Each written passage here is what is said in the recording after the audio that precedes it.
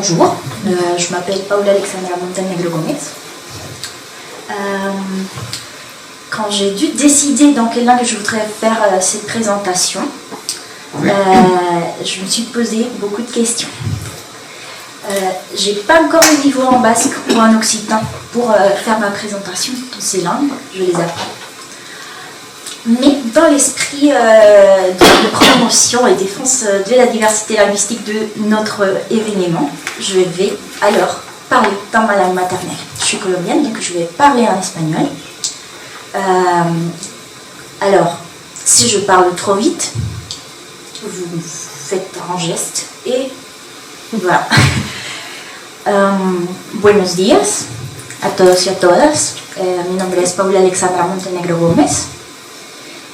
Hago parte del laboratorio Clementine y hoy voy a hablar de la consideración de la variación lingüística en las lenguas regionales de Nueva Aquitania.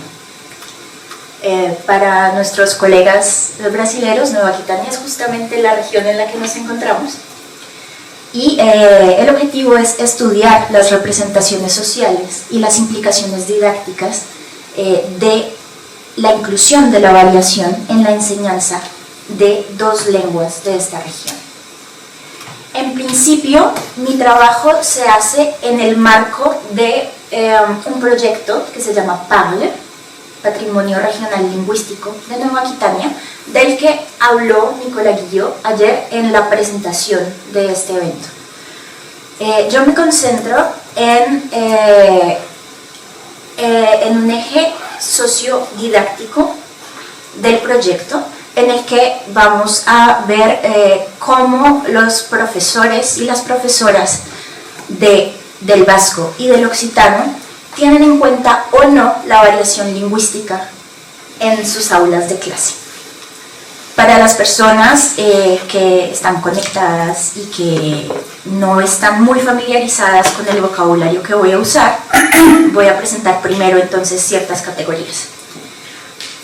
Cuando hablamos de variación lingüística, ¿a qué me refiero? A las diferencias en el uso de la lengua entre hablantes individuales, grupos sociales determinados, regiones geográficas o periodos de tiempo particulares. Yo me voy a concentrar en lo que en lingüística llamamos la variación diatópica, es decir, la variación geográfica o regional. Cómo cambia la lengua de una región geográfica a otra. En términos de, esa variación puede tener varias dimensiones lingüísticas, como la pronunciación, que de ahora en adelante voy a... Excusez-moi, est-ce que vous pouvez activer le son de la vidéo, s'il vous plaît? On n'entend pas la conférence. Forcément. Je recommence. Je continuerai. Ok, para resumir lo que acabo de decir y poder continuar, decía que estoy trabajando en cómo se tiene en cuenta o no la variación lingüística a la hora de enseñar lenguas minorizadas en la región de Nueva Aquitania. Entonces, iba diciendo que estas variaciones tienen diferentes niveles lingüísticos, como la pronunciación, que de ahora en adelante llamaré variación fonológica, la de vocabulario, es decir, la variación léxica, o de sintaxis. Entonces acá ustedes tienen el ejemplo clásico de la diferencia pain, chocolat, chocolatine, que está en Francia, que digamos en contextos hispanohablantes correspondería a este gran debate continental de si se dice palta o se dice aguacate. Entonces, ¿qué contexto tenemos para hablar de la variación en la enseñanza de lenguas? Generalmente, y como vimos en la presentación de Denise antes, cuando hablamos de enseñanza, generalmente se nos impulsa en nuestra formación como profesores a tener un elemento central que llamamos el estándar, que es el que hay que enseñar.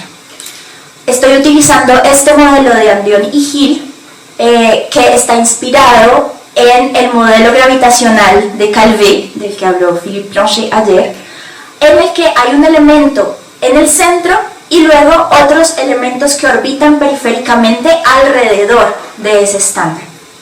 ¿Cuál es ese estándar? No lo tenemos tan claro. Esa es una de las preguntas que hay que hacernos.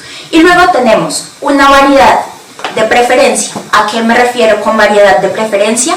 A una variedad escogida específicamente por el profesor o la profesora para que acompañe ese estándar.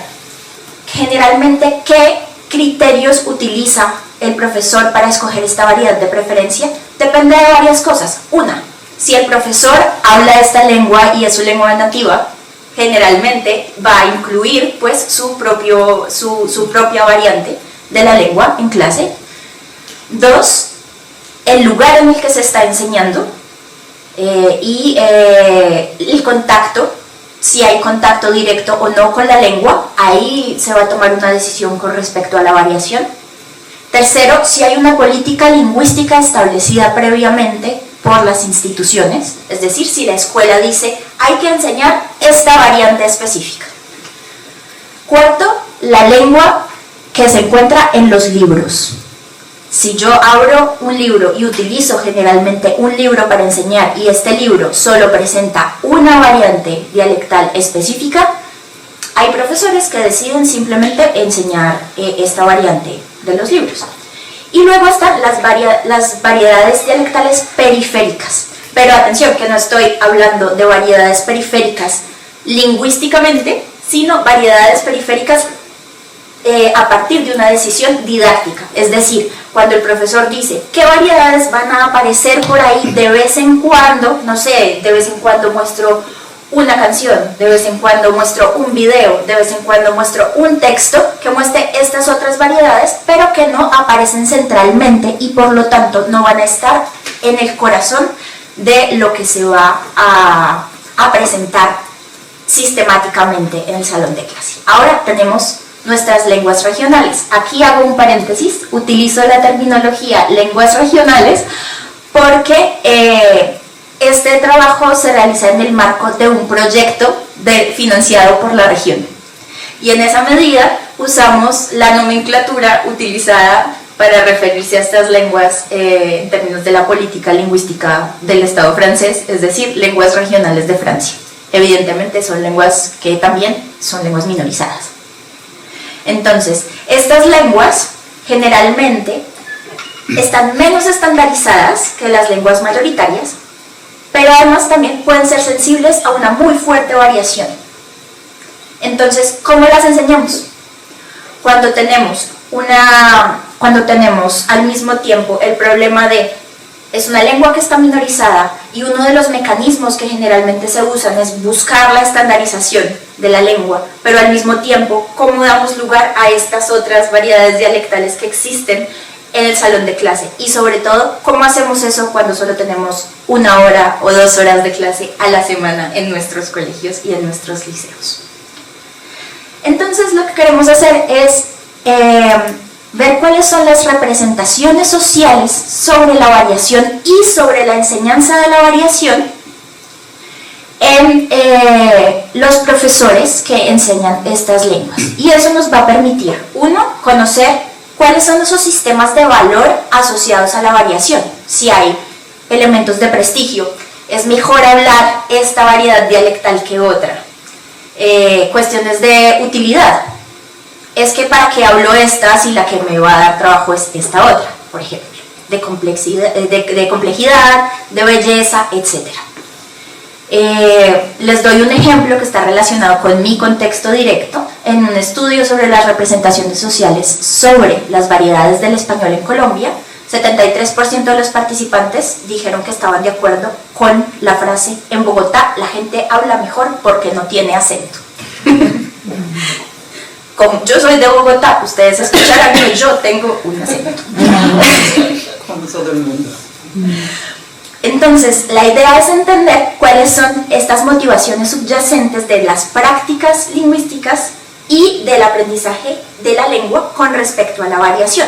¿Por qué? Porque un profesor puede tener una actitud lingüística concreta en términos esencialmente lingüísticos y decir, claro, que haya varias variedades dialectales es una gran riqueza. Pero a la hora de entrar al salón de clase, tiene que tomar decisiones. ¿Y cómo las toma? ¿Cómo hago? No puedo enseñar todo, no puedo enseñar todas las variedades dialectales de la lengua. E incluso yo mismo tal vez no las conozco. Entonces, ¿cómo toman esas decisiones? como les dije, están estos dos ejes. Entonces queremos ver representaciones sociales y cómo se elabora una política lingüística y educativa que viene directamente de las decisiones que los profesores toman. Bueno, esto ya lo dije. ¿Cómo lo vamos a hacer? Bueno, vamos a trabajar con los profesores, vamos a ver si también con los estudiantes de las redes Calandreta y Castola y espacios asociativos. Para nuestros amigos de Brasil, la red Calandreta es una red de educación que se creó para crear establecimientos bilingües, francés-occitano, como bien lo dijo Mariana en su presentación. Y la red Icastola, bueno, la red se llama SEASCA, y las Icastolas son colegios e institutos bilingües francés-euskera que pues permiten a los estudiantes tener una formación en las dos lenguas.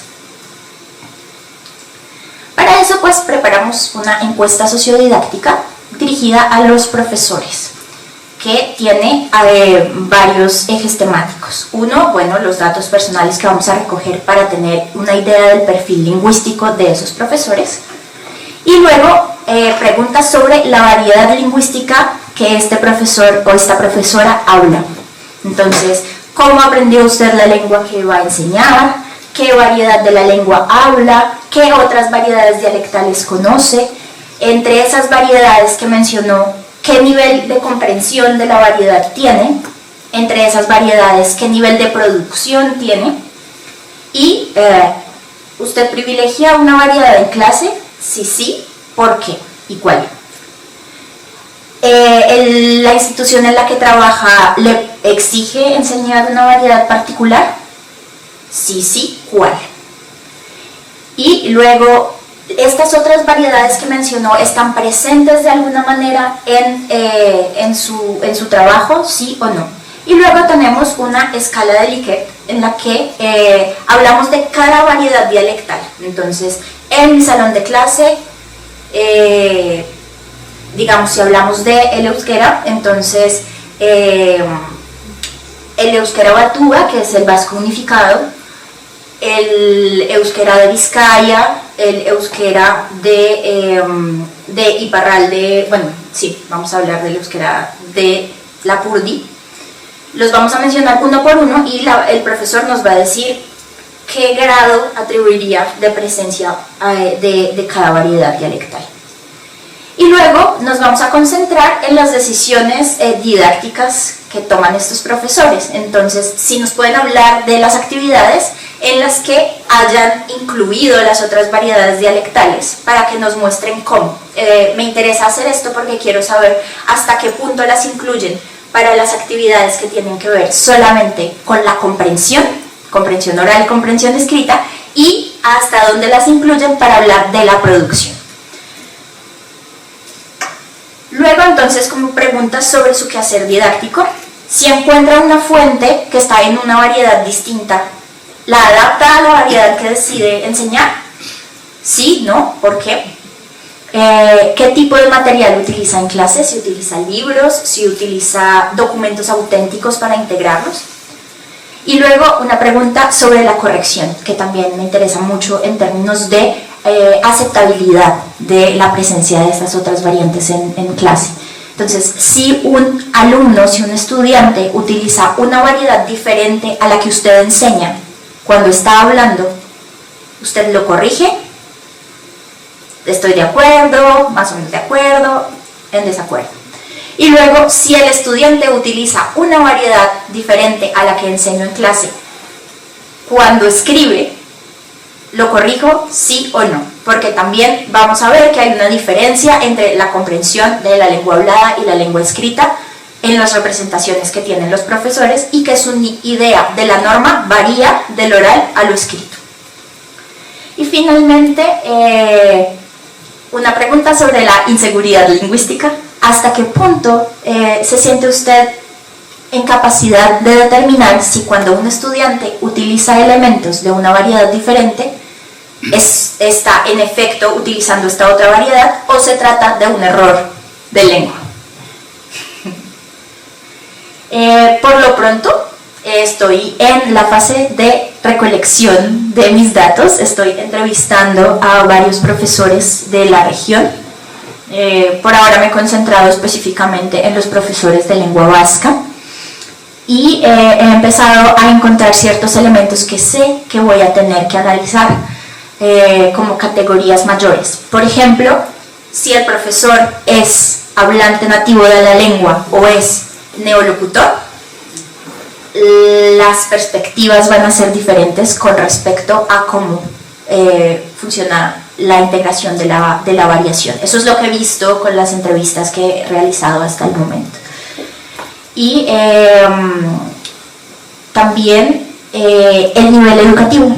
No trabajan de la misma forma cuando trabajan con adultos que cuando trabajan con adolescentes, y al mismo tiempo hablan mucho del nivel, y es como la variación es un tema que hay que integrar cuando los estudiantes ya tienen un nivel más avanzado de lengua para no confundirlos.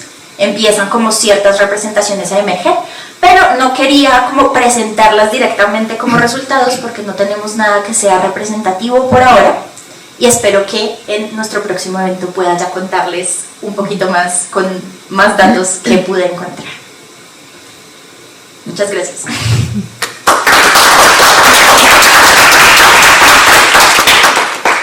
Espero no haber hablado demasiado rápido. Merci beaucoup pour la présentation. On va passer directement aux commentaires de nos commentateurs et commentatrices qui sont là. Et on va commencer par les commentaires de Claudia, c'est ça? Ok. Donc environ 5 minutes pour les commentaires sur la présentation, et chaque commentateur ou commentatrice aura 5 minutes. Et après, évidemment, Alexandra pourra répondre. Merci. Bom, eu vou comentar o trabalho da Paula Alexandre Montenegro Gomes, que tem 4 nomes e faz questão de ter os 4. Que eu estou comentando o trabalho de Paula Alexandra Montenegro Gomes, que tem 4 nomes e faz questão de ter os 4. E é importante eu estar mencionando isso, porque a provocação que eu quero fazer a ela tem a ver com a questão de linguagem ser constitutiva do sujeito, né? Uma questão de concepção de linguagem e de sujeito, para fazer algumas provocações a respeito do seu trabalho, né? Quando você faz essa questão, as professoras levam em conta ou não a variação linguística diatópica nas suas aulas e põe lá para as línguas standardizadas o ensinamento tem a base o standard. Será que as outras não têm? Eu fiquei pensando, mas deveria? Será que o ensinamento de línguas deveria ter base o standard, qualquer uma delas? E vou te dizer por que eu acho que não. Porque, né, nós seres humanos somos constituídos pela linguagem, a linguagem nos constitui, tanto é que você tem 4 nomes e se as pessoas não falam os 4, você me diz que você fica brava, né? E a linguagem para o ser humano, como diz um italiano que é o Rossi Landi, é o trabalho humano. Ele faz uma diferença de linguagem como trabalho e linguagem como atividade. Um animal, como está com fome, se vocês têm um cachorro, se o cachorro de vocês está com fome, ele faz você sabe que ele quer o alimento. Isso é uma atividade, um ser humano também faz. Mas um cachorro não faz poesia para pedir o alimento para você. Isso é um trabalho exclusivamente humano. Quando você vai ensinar uma língua para alguém, eu espero que você não queira se ater ao nível do cachorro, né? Você quer ensinar a língua para que ele seja capaz de ser tão criativo quanto um ser humano é capaz de ter. Então você quer mexer nele num nível que é da identidade, num nível subjetivo, num nível em que a gente se torna gente. Então você quer permitir aquilo que o Paulo Freire chamava de dizer a palavra. Então meu segundo ponto, o Paulo Freire, brasileiro que, né, foi mencionado aqui nessa manhã, por isso que eu me lembrei de falar dele, ele opõe 2 situações. Uma primeira que ele chama de cultura do silêncio e uma segunda que ele opõe de dizer a palavra. Essa primeira cultura do silêncio, ele menciona quando ele está falando que ele acabou de alfabetizar agricultores que eram analfabetos. Esses agricultores finalmente estão escrevendo, se tornaram capazes de escrever, eles estão felizes e o Paulo Freire vai conversar com eles, mas por que vocês não aprenderam antes? Né? Parece que agora vocês aprenderam tão fácil. E esses agricultores dizem, mas antes a gente nem pensava, antes a gente só obedecia a ordens. Antes o nosso corpo só fazia aqui o que era mandado, a gente só sabia silenciar. Então o Paulo Freire diz, não é que eles estavam em silêncio, é que havia uma cultura do silêncio em que não os permitia dizer a palavra, porque dizer a palavra precisa de reflexão, precisa desse nível constitutivo da subjetividade, em que a pessoa se sinta autorizada a dizer coisas que têm a ver com a sua intimidade, com a sua legitimidade, com se sentir autorizado a dizer do jeito dele. Ah, não sei falar. Fala aí do seu jeito. Ah, essa língua não tá boa, mas não tá boa para quem? Você se sente autorizado a falar do jeito que é possível para você. Isso tudo eu estou falando, né, para a gente pensar, mas qualquer língua, é possível eu vencer a cultura do silêncio se eu só ensino o padrão?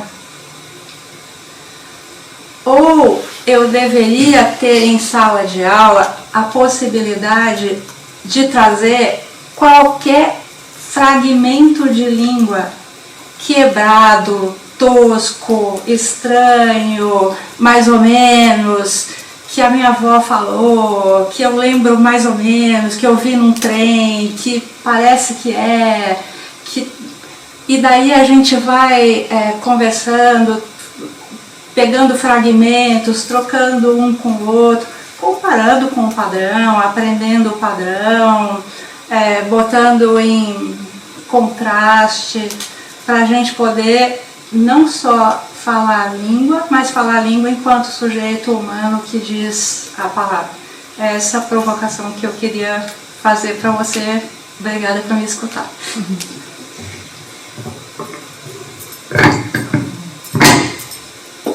No sé si respondo.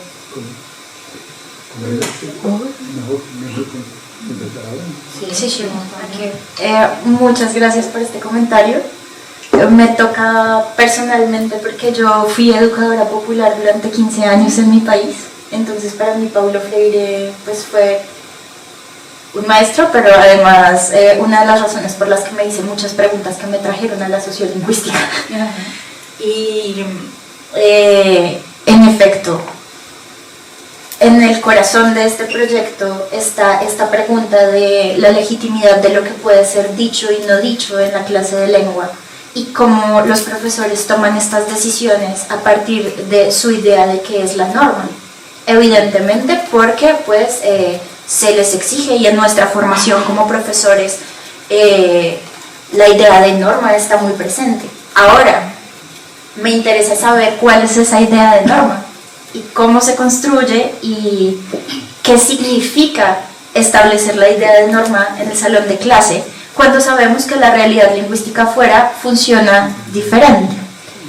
Y en esa medida, ¿cómo manejan ellos esta idea de abrir o cerrar la puerta a que el otro, del otro lado, al vecino, diga su palabra como está acostumbrado a decirla, ¿no?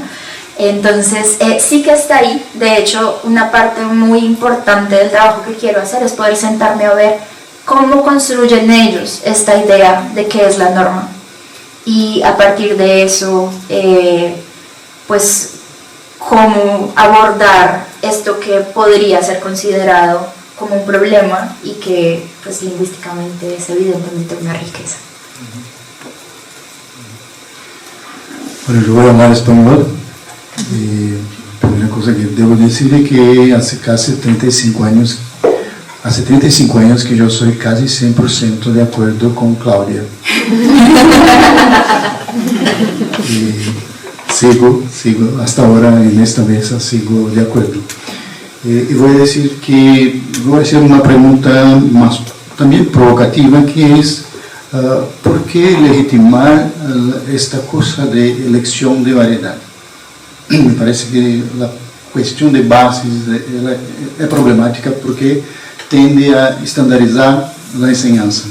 Porque yo no puedo, como maestro de un idioma, reconocer que hay algo que llamamos español, portugués, occitano. Yo sé, como profesor, debo saber que hay variedades, pero lo que estoy enseñando es un idioma.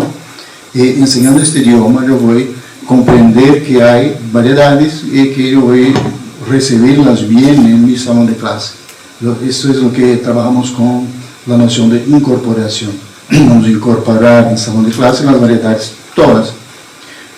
Eso yo intento explicar a mis estudiantes, porque, por ejemplo, los extranjeros que van a Brasil y que van a aprender portugués, van a aprender portugués. Yo sé que Lucy tiene marcas de portugués de Río que Camille no tiene necesariamente, pero yo reconozco que hablan portugués, el portugués que está ahí. Entonces, la pregunta de base sería esa: ¿por qué legitimar la elección de una variedad? Además de Paulo Freire, mi director de tesis de maestría y de doctorado, que era amigo de Paulo Freire, hacía una proposición que para enseñar un idioma se empieza por el idioma que está ahí, alrededor de la escuela. Incluso para enseñar historia se invita a una persona más vieja de la comunidad para que cuente la historia, para que los estudiantes escuchen cómo hablan, qué cosas hablan, qué palabras hablan y todo más. Entonces, ¿por qué no pensar que estamos siempre partiendo de una idea un poco más abstrata de lo que es un idioma, pero trabajando con la manifestación de este idioma, o al menos de esta variedad que recibe el mismo nombre del idioma general que está ahí en la cercanía de la escuela? ¿Por qué no trabajar así? Esa es una cuestión. Entonces, una pregunta que yo creo que deberías buscar en la investigación sería si los maestros tienen conciencia de que utilizar una variedad no es lo mismo que enseñar un idioma. Algo así. Y una pregunta mismo de esclarecimiento mismo. Además de la encuesta, ¿van a hacer observaciones en el salón de clase o van a quedarse solamente en análisis de la contestación de esta encuesta? Porque ahí usted tendrá una pequeña parte de la percepción de los maestros, pero cuando se observa directamente en el salón de clase es totalmente otra cosa. Gracias. Muchas gracias. Para responder a esta primera pregunta, entiendo muy bien desde dónde viene este cuestionamiento, y yo también me lo hacía, pero responde directamente al contexto en el que estas dos lenguas son enseñadas. La lengua occitana, de la que nosotros estamos hablando acá, este glosónimo al que nos referimos, el occitano, dentro del contexto de los hablantes de occitano, puede ser a veces problemático. Depende de con qué comunidad de hablantes estemos hablando. No todo el mundo está de acuerdo con que se deba hablar de lengua occitana, sino que pues hay diferentes actores. Entonces, por ejemplo, aquí yo aprendo el occitano gascón, y hay personas con las que me he encontrado que me dicen no, occitano no, gascón. Y ocurre mucho por toda la región. Entonces, en este proceso de trabajar por la promoción, no sé si decir revitalización, no, la promoción de esta lengua minorizada. En algunos momentos la gente habla de revitalización, pero vamos a hablar de promoción. Hay que tener en cuenta también como estas tensiones entre las comunidades de hablantes y a la hora de hablar del occitano. También por otra razón, que tiene que ver con el sistema educativo francés. Entonces, a la hora de enseñar la lengua, la red Calandreta trabaja con la pedagogía activa de Célestin Freinet. Y uno de los principios básicos de la red Calandreta es pedir que se enseñe la variedad local del lugar en el que se está aprendiendo. Hace parte de uno de los principios. Ahora bien, hay profesores que aprenden la lengua en un lugar, les enseñan una variedad muy concreta y luego el Ministerio de Educación Nacional los envía a enseñar al otro lado del país. Y ellos se hacen muchas preguntas y es como, ¿y ahora yo qué enseño? ¿Y cómo corrijo los trabajos? Y entonces es muy interesante justamente caminar hacia esta idea de, bueno, estamos hablando de la lengua occitana, ¿no? Pero esa es una discusión que tenemos nosotros aquí como académicos, que hablamos de la lengua occitana como una unidad y de un idioma, que no es lo que se entiende en el contexto de los profesores. Un poco diferente es el contexto del euskera, porque el euskera cuenta con el Euskara Batua, que es el vasco unificado que fue creado justamente con la intención de revitalizar la lengua vasca después de la prohibición que hubo durante el periodo franquista en el País Vasco Sur, que se encuentra en el territorio del Estado español. Este Euskara Batua se construyó con elementos de diferentes variedades dialectales, de Guipúzcoa, de Lapurdi y elementos un poco más periféricos de las otras variedades. Este es el euskera que se enseña hoy en las escuelas, pero no es el mismo euskera que se habla pues en las casas. Y esa diferencia es muy interesante porque yo misma puedo hablar de mi experiencia personal. Cuando yo hablo el euskera que yo estoy aprendiendo con mi suegra, que habla la variedad de Lapurdi, ella siempre me mira y hace este juicio de aceptabilidad y me dice, eso no es vasco. Y me parece muy interesante porque justo en esta tensión existente entre hay que salvar la lengua y uno de los mecanismos que encontramos fue estandarizarla, también está la otra cosa de ese no es mi vasco, ¿no? Y luego está otra vez la pregunta, porque además el euskera es una lengua transfronteriza. Entonces, mi profesora de euskera viene de Vizcaya y me enseña aquí, en el País Vasco Norte. Y siempre se hace la pregunta, cuando nos está enseñando cosas, dice, el libro dice esto, yo no diría eso, pero aquí ustedes dirían otra cosa. Y me interesa ver justamente cómo toman esas decisiones en términos de cómo se ha establecido la idea de cómo funciona la lengua aquí en este contexto. Entonces parto de lo que el contexto me da. Yo quisiera poder hablar de la lengua como lo haría yo, por ejemplo, con mi lengua materna que tiene, pero pues el contexto es muy importante y no quisiera pasar por encima de eso a la hora de ver cuáles son esas representaciones, porque justamente pues estos profesores parten de unos principios de cómo funciona. Entonces es a partir de eso que quisiera hacerlo, pero evidentemente esa reflexión va a estar muy presente a lo largo del trabajo de investigación. Y con respecto a la segunda pregunta, sí me interesa mucho hacer observación, pero es difícil. Es muy difícil, sobre todo, tener acceso a instituciones de educación secundaria y primaria. Los profesores pueden abrir las puertas, pero no sé si yo podría, por ejemplo, hacer el mismo número de observaciones de los profesores que van a responder a la encuesta, que me dicen, te regalo 1 hora o 2 horas para responder a tu encuesta, que decirme, puedes venir cada vez e ir a observar absolutamente todo. Entonces, sí hay una cosa metodológica que quisiera tener en cuenta para ver cómo tramito eso. Es una pregunta que tengo para ver un poco, porque claramente va a haber un salto de lo que ellos dicen a lo que hacen. Sí, no sé si eso responde. Sí.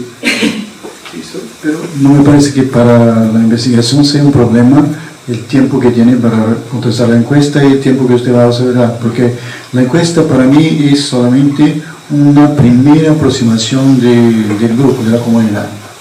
Y hay que cuidarse de la gente que está escribiendo en ese momento, porque casi que se generalizó por el mundo que investigación se hace con Google Form. Se envía para todo el mundo el Google Form y ya está la conclusión de la tesis. Tenemos que nos alejar un poco de eso porque si no vamos a complicar los resultados. Sí. Hay una cosa que quisiera aclarar. Bueno, el término enquête es una entrevista semidirigida en la que yo estoy con el profesor y hago muchas preguntas alrededor de cómo se desarrolla la clase. En general me he demorado entre 1 hora y media o 2 discutiendo con ellos, pidiéndoles ejemplos, digamos, para tener un panorama un poco más amplio de cómo suceden las cosas, pero sí, evidentemente la cuestión de la observación es clave. Grazie per questa presentazione, mi rendo conto di essere rimasta nel monolinguismo francese per 2 giorni e quindi volevo anch'io mostrare che anche io si vede dal mio doppio accento, un accento in italiano e un accento in francese. Quindi volevo introdurre, dire 2 o 3 parole in un'altra lingua che parlo, che è la mia prima lingua, per poi adesso tocca a me commentare questo lavoro molto interessante, questo progetto in francese. Voilà, si on doit désacraliser la norme monolingue. Enfin, je pense que moi aussi j'avais quelques mots à dire en italien, qui est ma première, contrairement à ce que mon nom de famille peut suggérer. Moi j'en ai 2, j'en ai pas 4, j'ai pas 4 mots. J'en ai 2 et on peut s'imaginer que je suis hispanophone, et ben non, la réalité est autre. Moi j'avais déjà commenté Alexandra ce projet dans le cadre des journées Parle, mais je pense que déjà le fait de se confronter avec les 2 collègues m'a permis un peu d'avoir d'autres idées. J'avais déjà pris des notes, mais alors d'une part on va revenir sur cette question de la variation. Avec l'approche sociodidactique qu'il y a aussi dans le projet, mais qui est aussi la mienne, je pense que ce travail est quand même assez intéressant, important, parce que, voilà, vous l'avez dit, certaines langues, la plupart des langues se baseraient sur le standard, mais il y a aussi, je pense qu'il faut, je le redis, je l'avais déjà dit, nuancer cette idée que l'enseignant devrait se baser sur le standard, ou se base sur le standard, parce que, mais quelque part, c'est important d'ouvrir aux autres variations. Cela étant dit, je pense aussi que le contexte, la réalité contextuelle ne peut absolument pas être oubliée, parce qu'on pourrait parler de l'enseignement de la variation de manière plus générale dans les langues étrangères, langues minorées, mais ici, et c'est la réflexion du collègue qui m'y a fait penser, il disait, mais par exemple, on pourrait partir ou comme c'est proposé dans les calendletas, partir de la variation du territoire. Mais lorsque la langue est en perte de vitesse et qu'il n'y a presque plus de transmission ou très peu, on ne l'entend pas la langue, comment peut-on partir de la variation qu'on entend si on ne l'entend pas? D'une part, vous l'avez mis en évidence, si l'enseignante a été formée ailleurs et qu'elle a appris une autre variété, donc comment peut-on... Donc la question de la variation, pour moi, ici, est vraiment très importante et forte. Parce que si l'idée serait aussi de transmettre, d'enseigner la variété du territoire, cela veut dire que l'enseignant qui a été formé ailleurs doit aussi être sensibilisé peut-être lors de sa formation à comment enseigner cette variation. Et c'est là que je me disais, mais en fin de compte, on en revient toujours à la même chose, c'est-à-dire recontextualiser l'approche polynomique comme ça a été proposé pour le cas du Corse, mais avec une approche contextualisée ici, c'est peut-être la solution que vous pourrez envisager. Ensuite, j'ai peut-être lors d'une expérimentation, je ne sais pas, à voir comment la partie sociodidactique pourrait évoluer, mais travailler avec les enseignants en ce sens-là. Et puis, il se pose aussi la question de quel est le statut, si on peut l'appeler ainsi, de l'enseignant. S'agit-il des natifs? Mais bon, il y en a très peu. Est-ce que la plupart des enseignants sont-ils et elles des néolocuteurs et des néolocutrices?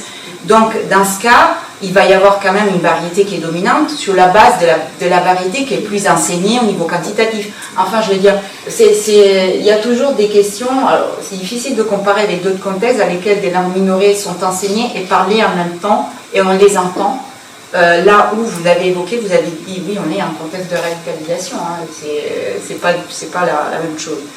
Vous avez évoqué le terme de politique linguistique éducative, et je pense que ça pourrait rentrer pleinement dans votre cadre théorique. Un concept qui je trouve très intéressant, qui est celui de politique linguistique pratiquée de Bonassina Plug. On en avait peut-être parlé, mais et par ailleurs, je viens de voir qu'il a sorti un ouvrage sur politique linguistique pratiquée en anglais en 2024. Donc effectivement, l'enseignant fait des choix. Quels sont ses choix et où se porte dans le cadre de où va-t-elle dans le cadre de ses choix. Qu'est-ce que je voulais... Oui, alors, je suis d'accord aussi sur le point méthodologique. Les entretiens ne vont peut-être pas suffire parce que l'entretien donne des déclarations sur la pratique, alors que si vous allez observer même quelques classes des mêmes personnes qui ont répondu au questionnaire pour pouvoir éventuellement comparer ce qui émerge dans les entretiens, et ce qui est fait en classe, ça donnera une ouverture sociodidactique plus large à votre travail plutôt que vous basez que sur les représentations de leur pratique, voir ce qui se passe dans les classes. Alors voilà, il y a plusieurs possibilités, soit aller les observer, soit faire des captations de classe. Peut-être que ça sera pour eux moins intrusif qu'une observation si ils acceptent d'être filmés. Et puis vous attaquez à l'analyse aussi de ce qui se passe dans la classe. Voilà, moi ce sont mes suggestions. J'ai pas forcément de questions. J'en avais. Ah oui, le questionnaire, oui, j'en ai une seule. Le questionnaire que vous nous avez montré, c'est la dernière version mise à jour suite à la journée PARD. Non. C'est les diapos que j'avais préparés avant. Ouais, non, il y a de nouvelles questions. Ok, parce que peut-être qu'il faudrait y ajuster justement sur la base de ces discussions, parce qu'il y avait une question sur le matériel qui est utilisé pour travailler sur la variation. Peut-être que cette question-là pourrait être reformulée pour savoir aussi éventuellement quels sont les manuels utilisés pour travailler, ou revoir aussi ces questions précises, parce que justement s'il se pose le point de l'enseignant en tant que non-locuteur, il faut savoir comment l'enseignant a accès à d'autres variétés et quelles sont les sources et comment il travaille, sur quoi il ou elle s'inspire. Voilà, en tout cas, je pense qu'il y a de très belles perspectives et contrairement à ce qu'on peut s'imaginer, ce sont aussi des perspectives comparatives et de connaissances et contrastives pour l'enseignement de langue dominante que l'aperçu sur les langues minorées peuvent nous donner. A contrario, on a plutôt tendance à s'inspirer dans notre schéma de l'enseignement de l'espagnol, mais ça serait bien qu'aussi on renverse ce système de domination. Voilà, oui, tout à fait. Merci beaucoup. Alors, en fait, j'avais une question à vous poser directement, je le savais déjà. Par rapport à comment je pourrais faire ces observations si j'arrive à me mettre d'accord avec tous les enseignants. Parce qu'en fait, il y a une contrainte. Je ne suis pas en capacité d'identifier justement la présence ou l'absence de cette variation parce que je n'ai pas... C'est pour ça que je pense que la captation vidéo, c'est plus important. C'est pas plus important, pardon, je voulais dire, c'est plus facile. Alors d'une part, parce que peut-être que ce paradoxe de l'observateur sera un peu réduit, donc ils ne se sentent pas observés, ils font ce qu'ils veulent.